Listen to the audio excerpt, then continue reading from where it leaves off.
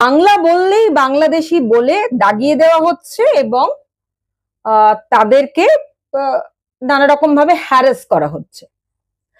এবার বিষয়টা হচ্ছে এই যে পরিযায়ী শ্রমিক, এই পরিযায়ী শ্রমিকরা মূলত আনস্কিলড লেবার। পরিযায়ী শ্রমিক দু রকমের হয়, স্কিলড এবং আনস্কিলড।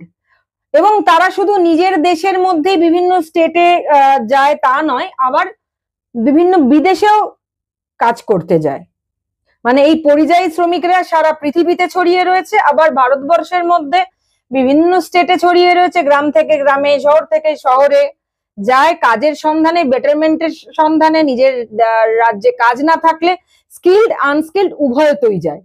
কিন্তু যেটা হচ্ছে এই যে কতগুলি স্টেটে, যেমন দিল্লি, ওড়িশা, ছত্তিশগড়, মহারাষ্ট্র, হরিয়ানা, এই সমস্ত জায়গা থেকে যে পরিযায়ী শ্রমিকদের বাংলা বললেই বাংলাদেশি বলে